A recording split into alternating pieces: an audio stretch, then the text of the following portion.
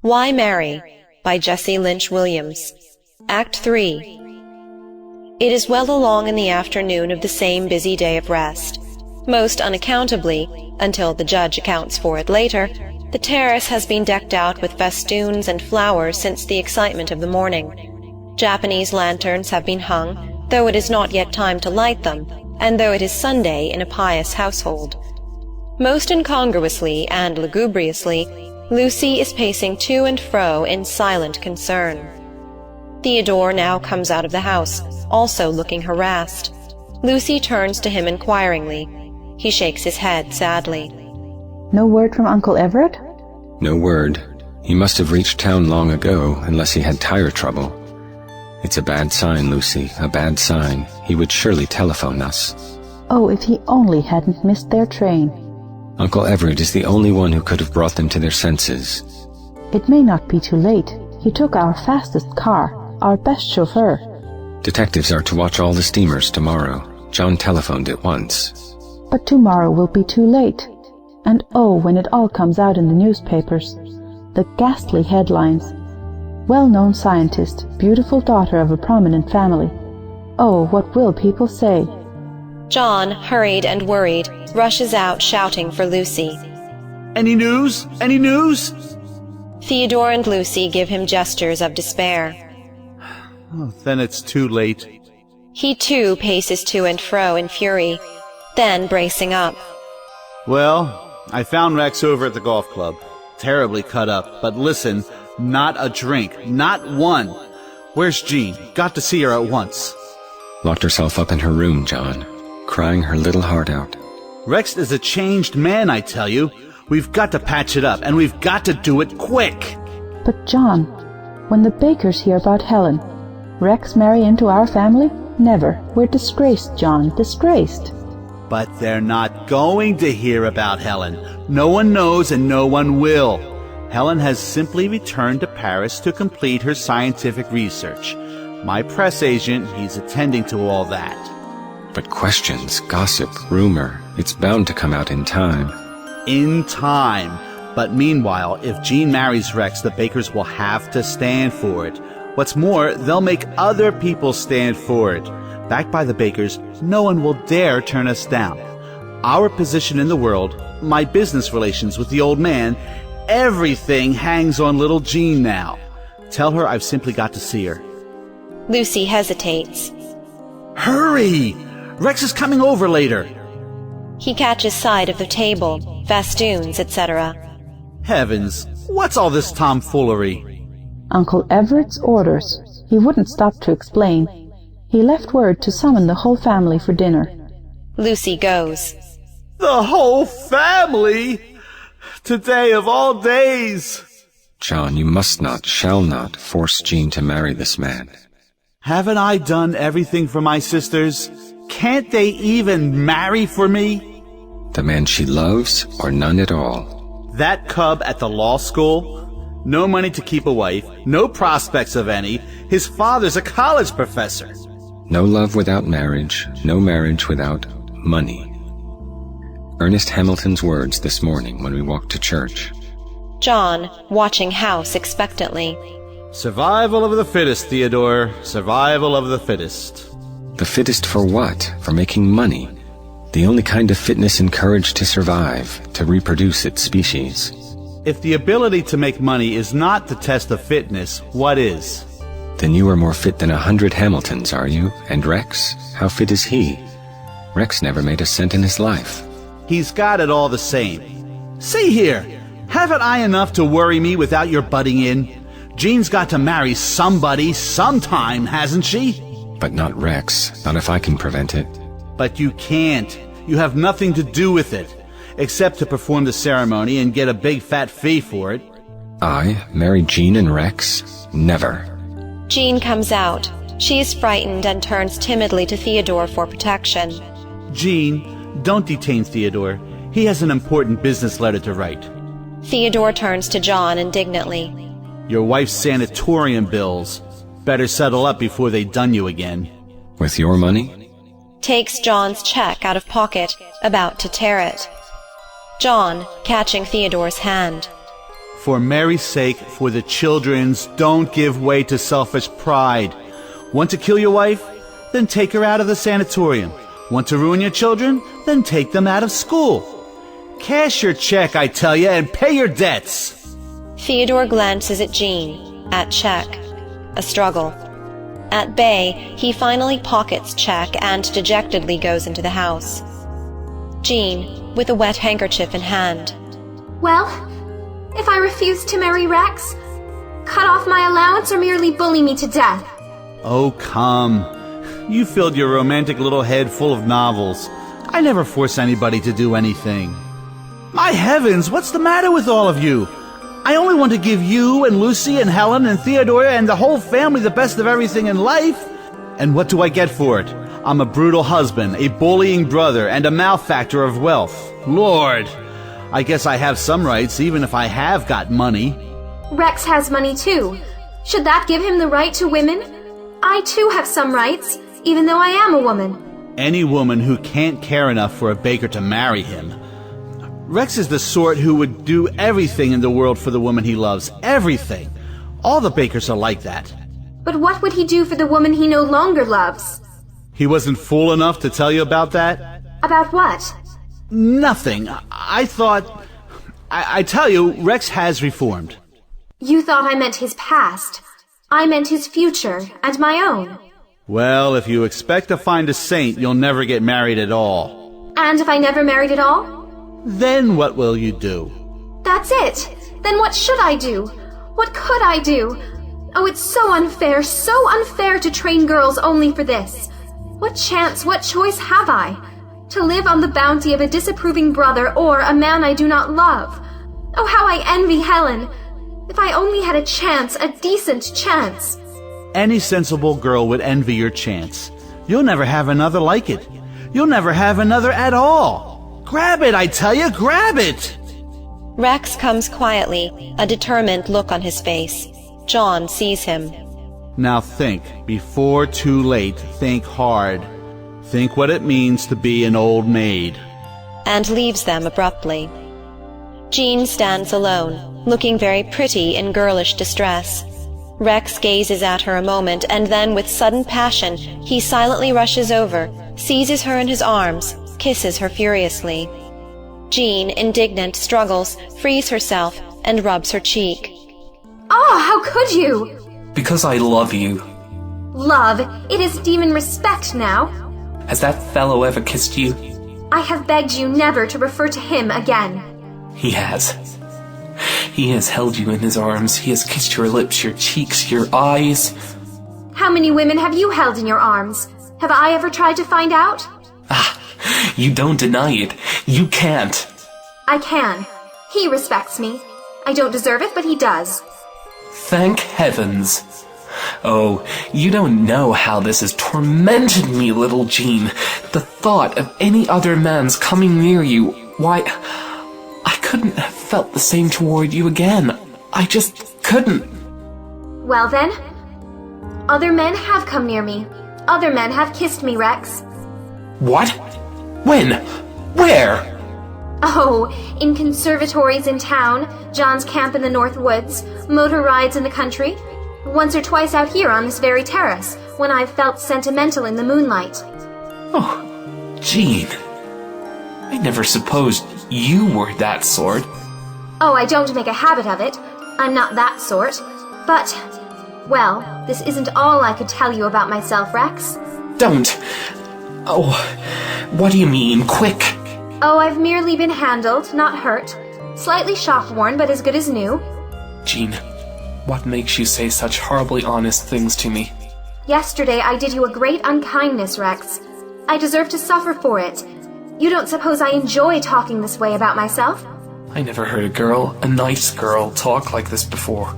Naturally not. Usually nice girls hide it. It's an instinct in women to keep up their value. Often I've had thoughts and feelings which nice girls of your artificial ideal are supposed never to have at all. Perfectly natural, too, especially girls of my sort.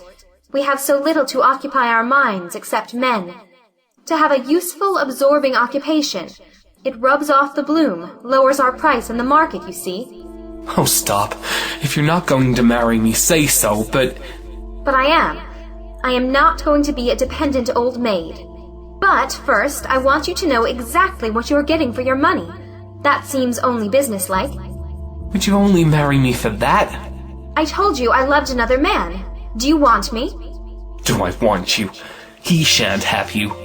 Then take me. Rex seizes her passionately, I'll make you love me.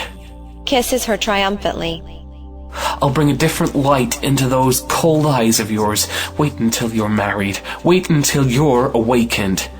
I'll make you forget that man, all other men. You're to be mine. All mine. All mine. During this embrace, Jean is quite passive, holds up her cheek to be kissed, and when he seeks her lips, she shuts her eyes and gives him her lips. He suddenly stops, chilled, holding her at arm's length. But I don't care to marry an iceberg. Can't you love me a little?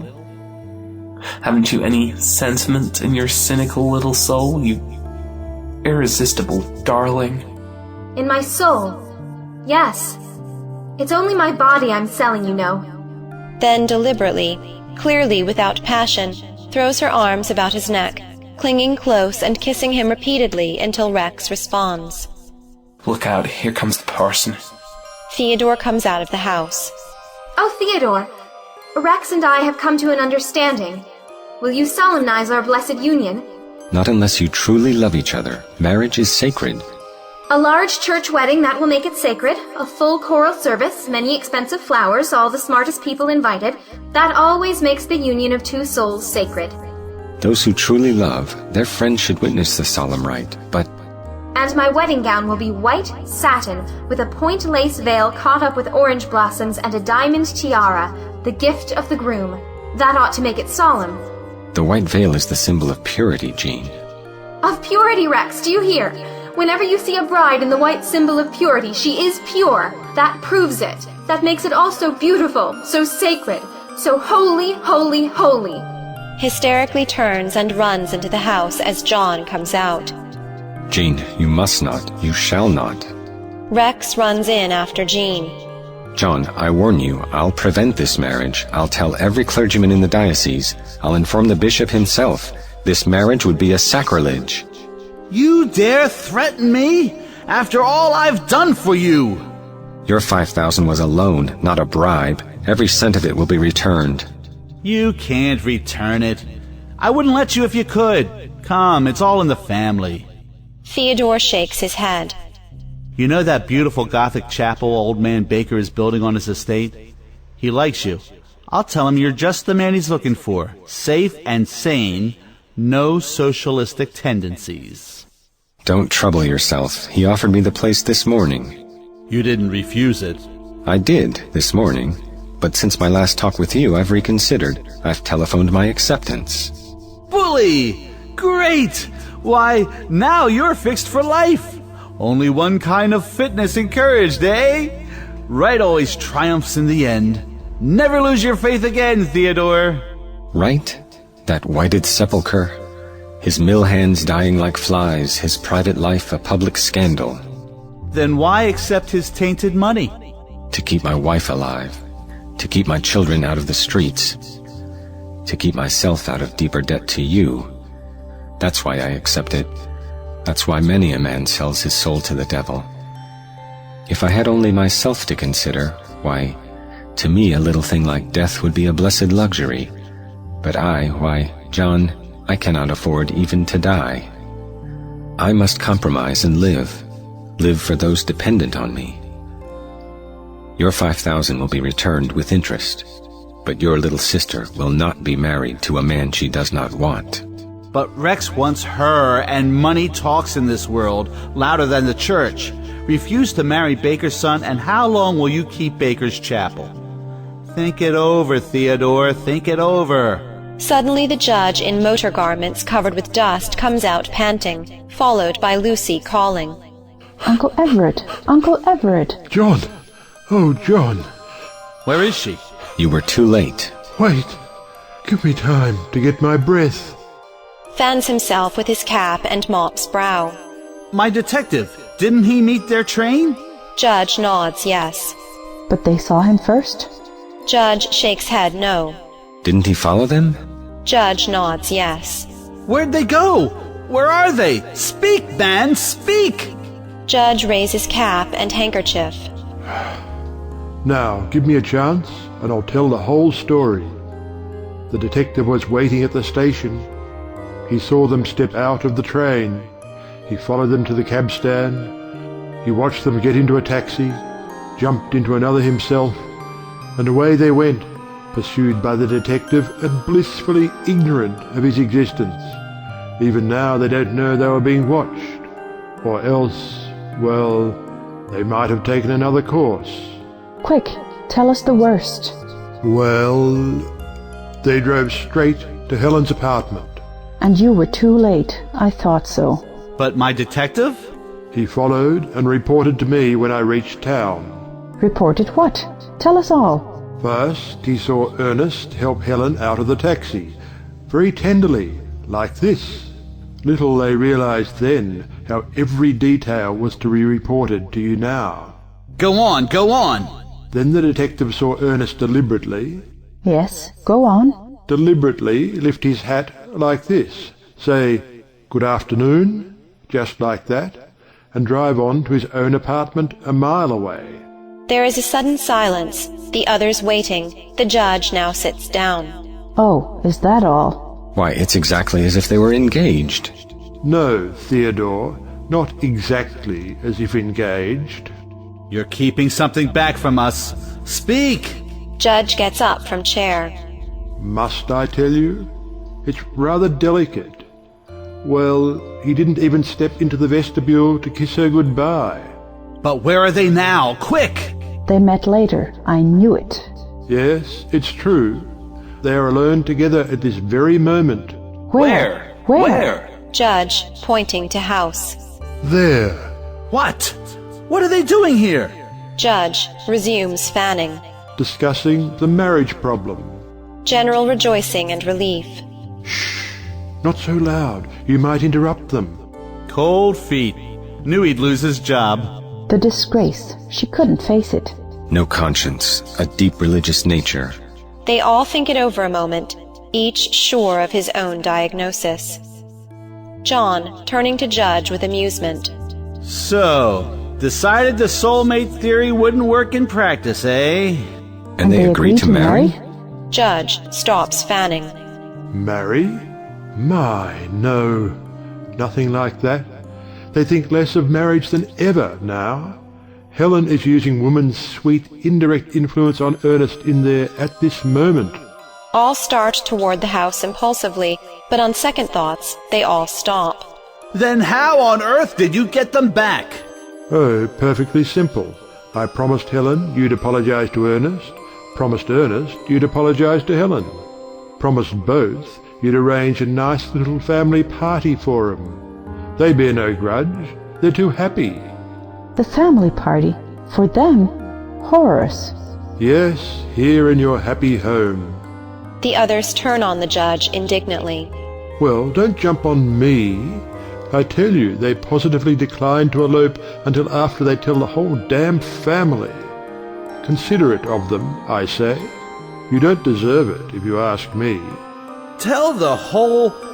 See here, are they crazy? Are you crazy? Do you think I'm crazy? Impetuously turns toward the house, a man of action. Judge stopping John. Wait.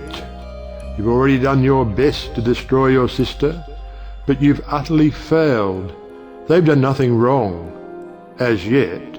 Why, they are the finest, truest, noblest pair of lovers I ever met.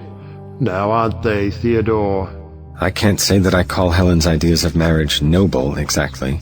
She is willing to sacrifice even marriage for his career. Isn't that noble? And he, willing to sacrifice even his career for marriage. Both noble, if you ask me. Noble tommyrot.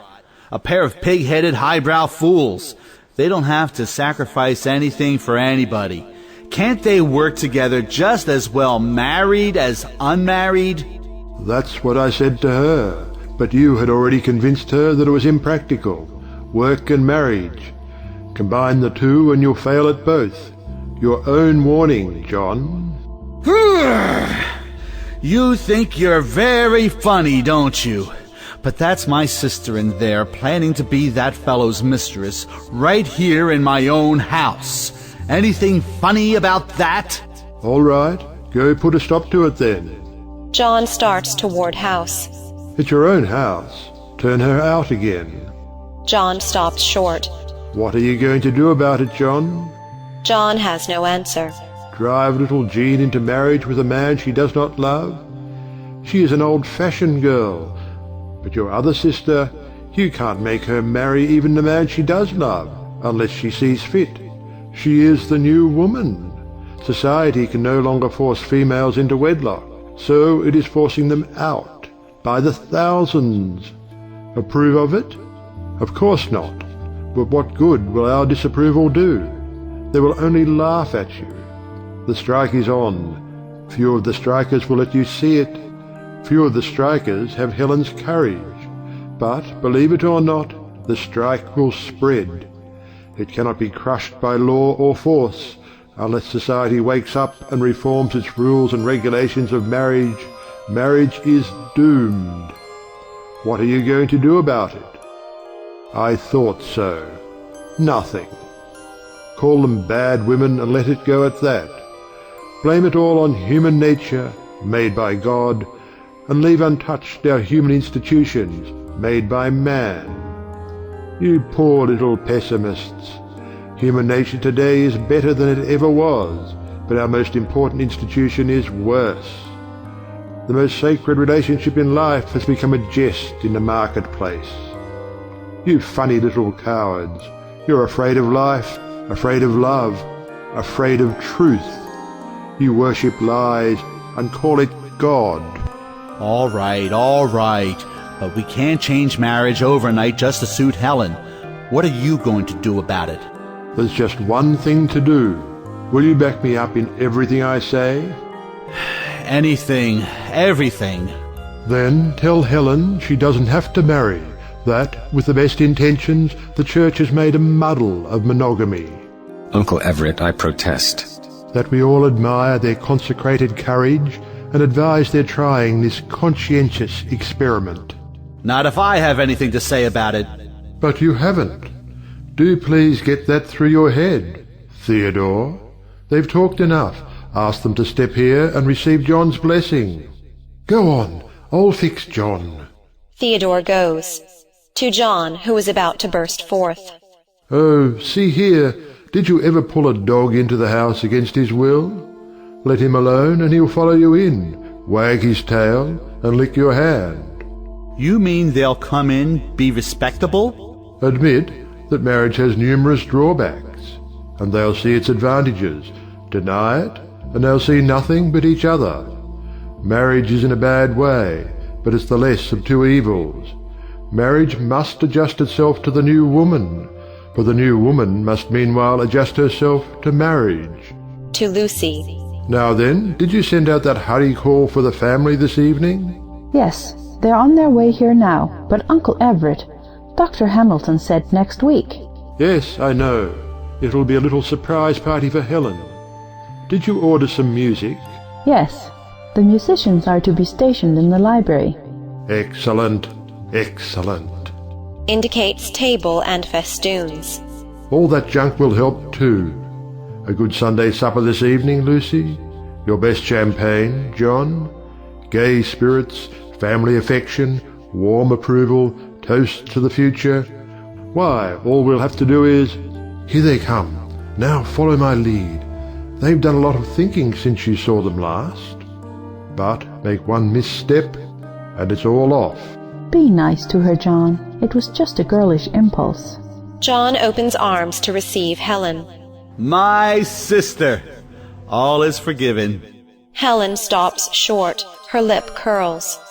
You forgive me? Before John can reply, Theodore and Ernest follow, talking. But I tell you, he had a perfect right to put me off his property. The thing I can't overlook. Sees John and Lucy. Points finger at them accusingly. Theodore has told me what you thought. Please don't judge us by yourselves again, you licentious-minded married people. Well, I'll be damned. Stand for it. He's right. But Ernest, I'm bound to say when two people run away together... Ah, Theodore, you two... Are all married people alike? Did we want to run away, as you call it? Did we not ask for a week to think it over? Did we not stipulate that in any case we must frankly face the family first? But this person, what did he do? He ordered us off his property like trespassers. What could we do? Sit down in the road and wait a week? Bah, we went home. You suspicious married people, you hypocritical, unspeakable married people. Judge has difficulty in restraining John. Why, I believe our good friend the judge here is the only decent-minded, properly married person on your property. Decent-minded? Why, he's the... Lucy stops him. Devoted to his wife. Lucy is jealous of what I'm doing for my wife. Now come, we must all just let bygones be bygones. We know your intentions are honourable, your courage admirable, and for whatever was amiss in word, deed, or thought, we all humbly apologize. Don't we, John? John bows uncomfortably. Lucy, Theodore? And now I want you all to tell Ernest and Helen what you told me, that their arguments against marriage are unanswerable, their logic unimpeachable, and we no longer have the slightest intention or desire to get them divorced by matrimony. John, Theodore, and Lucy look dubious. Judge crosses over and pinches them. Helen and Ernest are utterly bewildered. Why, we wouldn't let a little thing like marriage come between them for the world, would we, John? Would we, Lucy? Would we, Theodore? I agree with Uncle Everett entirely. And you, Theodore? Perfectly. And you, Lucy? Absolutely. There, you see? Ernest looks from one to the other in amazement. I don't believe a word of it. Why not? Why not? Very well, then invite the whole family here next Sunday. They'll be here in an hour. In an hour? Yes, you are to begin your new life together this evening. Isn't it lovely? But that's so sudden. Why, we aren't ready. Just as ready as you'll ever be. Ernest's vacation begins tomorrow. Your honeymoon. But don't you see? Those new Paris clothes John gave you. Your trousseau. Well, but... And this family gathering this evening, your, in a manner of speaking, wedding party. Now it's all fixed. Let's go and dress for the, as it were, ceremony. Wait. Did I ever say I would not marry this woman? All stop, turn, exchange glances. Judge, apart. Ah, a broad-minded chap. John, with a wink at Judge. Ah, so you think you'd like to marry my sister after all? Oh, you're an ass. What have I been doing for the past 24 hours? Begging her to marry me. What have you been doing? Preventing it. Why did I postpone sailing for a week? Why did I insist upon the family party? You're an idiot. Stand for it, John. You've got to stand for it. Tell him you love him like a brother-in-law. Well, You have my consent, Dr. Hamilton, I'm sure. Your consent? What's that got to do with it? They all turn toward Helen. Ernest steps between them. Now wait. This morning you tried bullying. Did it work? This afternoon, bluffing. Think that will work? You can't frighten her into marriage. I've tried that myself. We've got to appeal to some higher motive than self-interest or superstition with this woman. Racial motives, unselfish motives. But don't talk to me about her being immoral. I won't stand for it. If you want her to marry, prove the morality of marriage. The morality of marriage? What next? That's what I said, the morality of marriage. This woman is not on trial before you. Marriage is on trial before her. And thus far, I'm bound to say you've not made out a good case for it. But simply justify her marrying me, and I give you my word, you can perform the ceremony this very evening.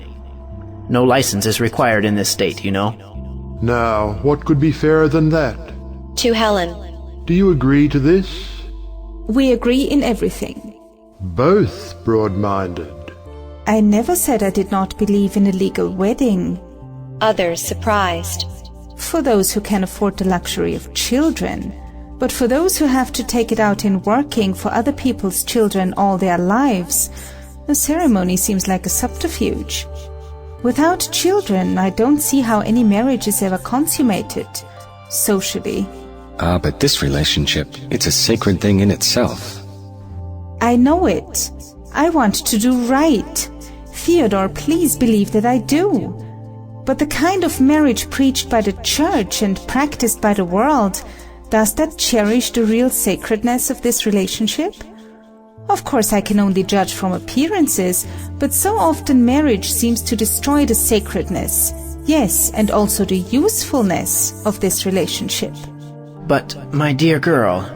He thinks so too. Only he has a quaint, mannish notion that he must protect me. Haven't you, dear? What did I tell you, Theodore? The old marriage doesn't fit the new woman. A self-supporting girl like Helen objects to obeying a mere man, like Ernest. Uncle Everett, you know nothing about it. You think you understand the new generation. The only generation you understand is the one which clamored for women's rights. To Ernest. I obey you already, every day of my life, do I not, dear? You're my boss, aren't you, Ernest? To Judge. But I do object to contracting by law for what is better done by love. But suppose the promise to obey were left out? But the contract to love. To Theodore. That's so much worse, it seems to me. Obedience is a mere matter of will, is it not? But when a man promises to love until death... Are you so cold, so scientific, so unsexed that you cannot trust the man you love? Why, Theodore, if I didn't trust him, I'd marry him. Contracts are not for those who trust, they're for those who don't. Lucy takes Helen apart. Now, I may be old-fashioned, Helen, but I'm a married woman, and I know men. You never can tell, my dear, you never can tell. Do you think I'd live with a man who did not love me? Do you think I'd live on a man I did not love? Why, what kind of a woman should I be then? The name wife, would that change it? Calling it holy, would that hallow it? Every woman, married or not, knows the truth about this. In her soul, woman has always known, but until today has never dared to tell. Oh, come now. Those vows, they aren't intended in a literal sense. Ask Theodore. Why, no sane person means half of that gibberish. With all my worldly goods I thee endow. Millions of men have said it. How many ever did it? How many clergymen ever expect them to? It's all a polite fiction in beautiful, sonorous English. The most sacred relationship in life. Ernest, shall you and I enter it unadvisedly, lightly, and with lies on our lips, simply because others do? But the whole world stands for this, and the world won't stand for that. Is that reverently, soberly, and in the fear of God? No, cynically, selfishly, and in the fear of man. I don't want to be obstinate, I don't like to set myself up as holier than thou, but, Ernest, unless we begin honestly, we'll end dishonestly. Somehow marriage seems wicked to me. Judge, nudging Theodore. How do you like that? John is right, they've gone mad. All the same, you've got to marry me. You've simply got to. You are mistaken. I do not have to marry anyone. I can support myself. Then I'm disappointed in you. And I in you. I thought you were sensible. I thought you were honest. Honest? You accuse me of dishonesty? You don't believe in half of that gibberish. Yet you are willing to work the church for our own worldly advantage. You are willing to prostitute the most sacred thing in life. If that is not dishonest, what is? And you are the woman I love and want to marry. In all my life I was never accused of dishonesty before. You never tried to marry before. No one is honest about marriage. I shall never try again. I'm going to Paris tomorrow and I'm going alone. Then do it. Don't threaten it so often. Do it. I shall, and I'll never come back. Nobody asked you to. Helen, for the last time, just for my sake, marry me. For the last time. No, no, no! I won't be a hypocrite even for your sake. She turns away. He starts off, then stops, rushes over to her. Ernest holds out arms. I can't. You know it. Without you, I'm nothing. Helen taking both his hands. Without you? Oh, my dear, my dear. Forgive me. Forgive me. It was all my fault. No, I was a brute. I'm not worthy of you. Helen covering his lips with her hand. Shh. I can't stand it.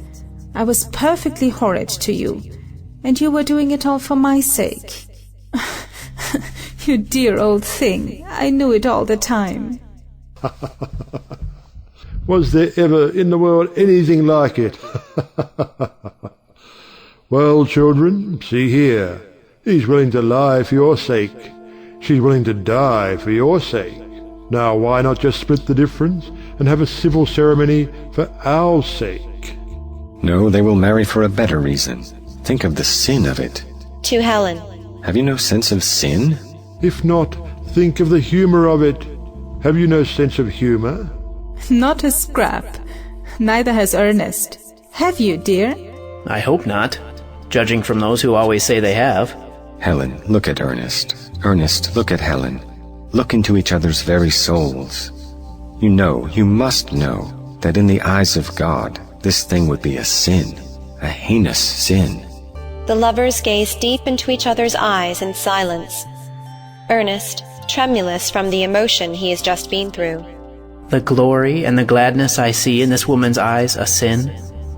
Her trust in me, my worship of her, our newfound belief in a future life, our greater usefulness together in this. Bah, don't talk to me about sin. Such women cannot sin. They love. Oh, you can talk all night, but this is a practical world. How long could you keep your job in the Institute? Then, how'll you live? Private practice? No respectable home will let you inside the door. I've seen the inside of respectable homes. I want no more. Taking from his pocket a piece of paper. This morning I came to ask for your sister's hand in marriage. Your manners did not please me. So I cabled over to Metchnikoff. Hands cablegram to John. His answer. Positions await us both at the Pasteur Institute in Paris. That luxurious suite on tomorrow's steamer still waits in my name. Ernest, stop. Think. This woman's soul is in your hands. Ernest seems to hesitate. Helen crosses to him. Judge seizes John, whispers, and shoves him across. Dr. Hamilton, I apologize. You're a man of the world. You know what this means. She doesn't. She is in your power. For God's sake, go to Paris without her. John tries to lead Helen away from Ernest. She shudders at John's masterful touch and clings to her lover. And leave her here in your power? Never again. You've forced her out of her work. You'd force her into legalized prostitution if you could, like her innocent little sister. Snatches Helen away from John. No, married or not, she sails with me in the morning. That's final. The lovers turn away together. Where are you going? To ask Marie to pack my trunk. To telephone for a motor. But you won't start until after the family party. Of course not. In a sudden silence, Helen and Ernest walk into the house, leaving the family in despair. I knew you'd bungle it, I knew it. But there's still a chance. Just one more card to play. The butler comes out. Good heavens, already? Mr. and Mrs. Willoughby, Dr. and Mrs. Gray, and the Mrs. Gray. And we're not even dressed. No matter, it's Sunday. Many Orthodox people. Why, Mr. Baker won't even dine out on Sunday. Enter the persons announced. Greetings. How warm it is for September, and how's the baby, Margaret, etc. John and Judge apart are planning excitedly. Jean and Rex come out, and finally Helen, followed by Ernest. Dinner is served, ma'am. The second man touches button. Japanese lanterns glow, silver shines, and all move toward the tables, a happy, united family. Lucy, going to dinner manner as she leads the way. We can hardly go out formally because we're already out, you know. Aunt Susan, will you sit over there on John's right? Dr. Hamilton by me? Rex on the other side. Here, Helen. No, Jean. You are beside Rex, you know. Until married, then you're separated. Cousin Charlie, that's it. All take their places. Most extraordinary weather for September, isn't it? Judge. He slaps his cheek. Isn't it? That's the first mosquito I have ever known on our place. We never have mosquitoes here. You must have been mistaken. The servants are passing in and out of house with courses. The butler now brings a telegram to Judge. From Julia. Tears it open eagerly, reads, and then shouts. She's coming back to me. She's coming back. Look at that. Look at that. Jumps up and shows telegram to John. Then taking it around to Lucy. Aunt Julia's coming back, coming back, coming back. Aunt Julia's coming back from Reno. From Reno? That sounds like divorce, Uncle Everett. Like divorce? Does that sound like divorce? Takes telegram from Lucy and hands it to Helen. Read it aloud. Reading. Dear boy, I can't stand it either. Come to me or I go to you. Coming back from Reno. So you thought we wanted a divorce, did you? I never dreamt of such a thing. Well, I did. The dream of my life. Your Aunt Julia's too. We thought we believed in trial marriage, but we don't. We believe in trial separation. They thought they didn't love each other, but they do, you see? We don't, but we can't get along without each other. Got the habit of having each other around and can't break it. This morning I telegraphed, "Are you doing this just for my sake?" She replied, "Tutti frutti. Aunt Julia's coming back. Oh, I'm too happy to eat." Singing while others eat and drink. Coming back, Aunt Julia's coming back from Reno. And I don't care who knows it, the more the better for marriage. The truth, give me more truth, give me more. Champagne. Butler fills glass as Judge raises it. Here's to your Aunt Julia, the best wife I ever had. All rise, drink, laugh, and sit down. And I'll never get another. You know, I thought maybe I might. Oh, Everett, you sly dog, you old idiot, you. John rises, tapping on glasses for silence. And now, speaking of divorce, I have an engagement to announce. Some laughter, but all quiet down. He smiles at Jean. Of course, you can't guess whose. Friends, it is my privilege to announce the engagement of my good friend Rex Baker to my dear sister Jean. Gentle applause and congratulations. Music begins. And so I will now ask all to arise and drink to the health and prosperity of my little sister and my brother-in-law-to-be. And my best wish is that they will be as happy as my better half and me. All cheer and drink health standing. Speech, Rex! Some of them playfully try to put him on his feet. Rex, shaking his head and maintaining his seat. I can't make a speech. I'm too happy for words. See what I mean? Jean, aren't you going to say something? Jean rises, all silent. She looks at Lucy, Rex, John. Words cannot describe my happiness either. She resumes her seat, and all gather round to congratulate Jean and Rex. John, rapping for quiet. One moment. Another toast. Others quiet down. We have with us tonight one who, in honoring whom we honor ourselves, one who, with capital back of him, would soon become the greatest scientist in America. Judge leads applause. Hear, hear, etc. John raises glass. To the distinguished guest whom I am proud to welcome to my humble board, to the noble humanitarian whom Mr. Baker delights to honor, to the good friend whom we all admire and trust, Dr. Ernest Hamilton. All applaud and about to drink health. Judge jumps up. And to his fair collaborator, the brave woman who at this modern warrior's side daily risks her life for others, handling death and disease in those mighty but unsung battles for the common weal. Applause. A new woman?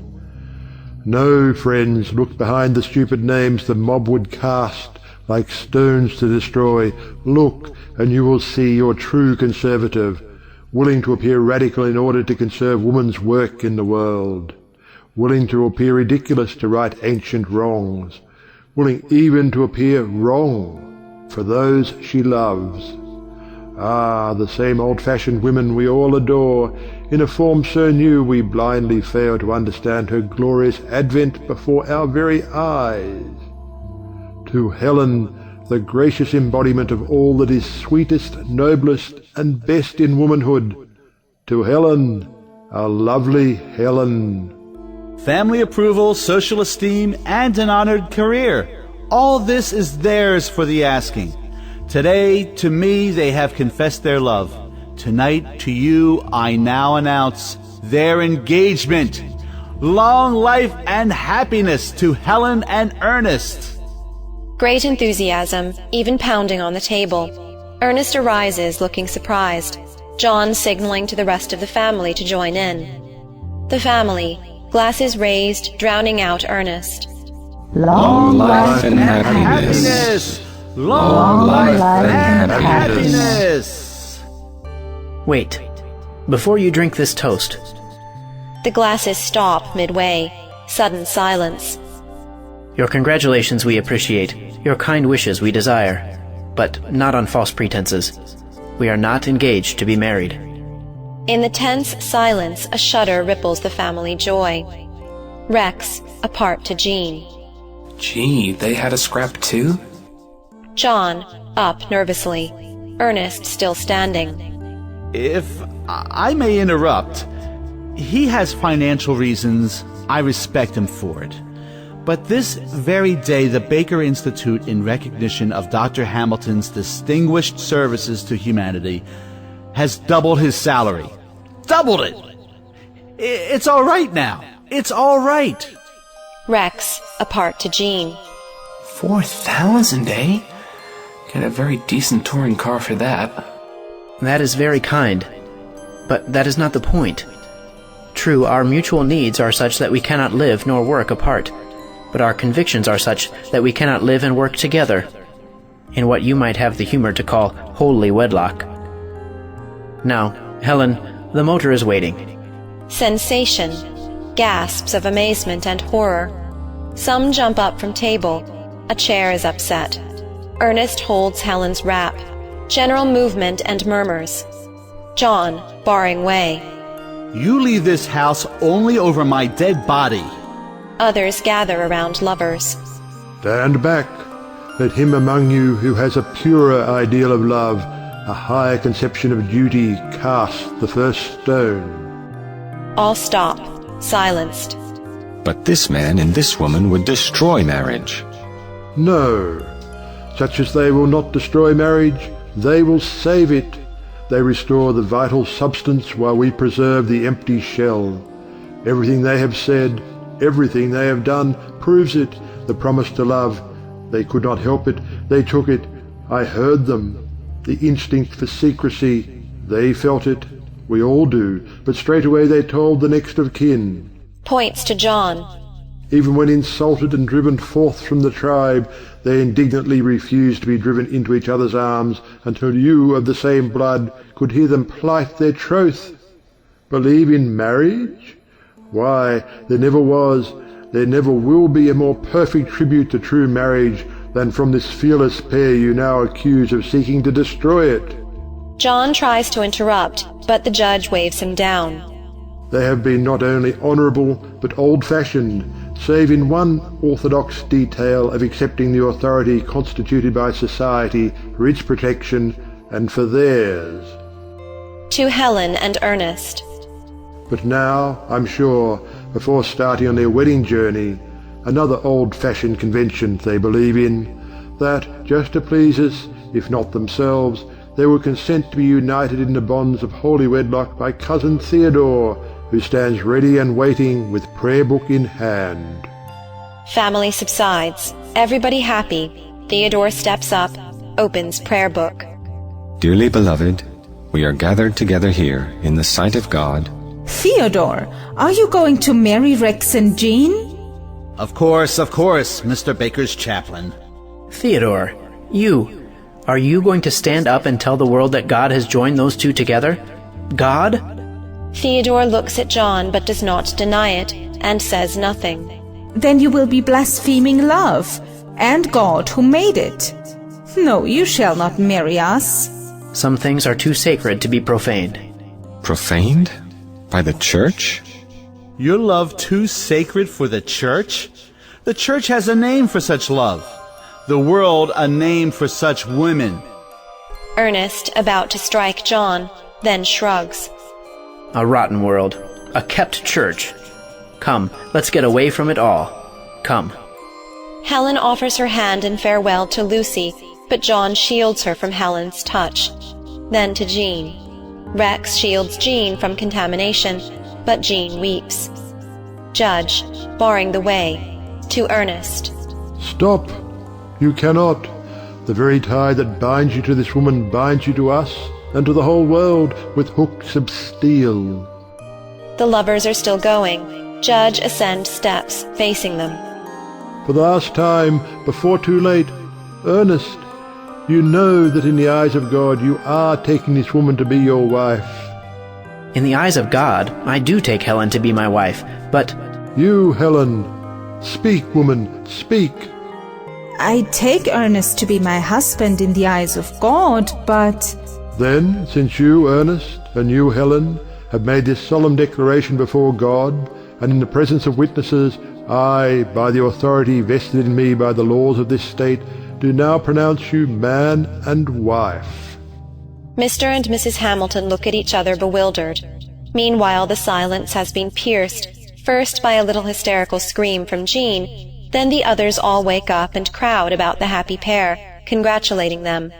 The women who had snubbed Helen before cover her with kisses, for now she is fit for their embraces. John, to Theodore.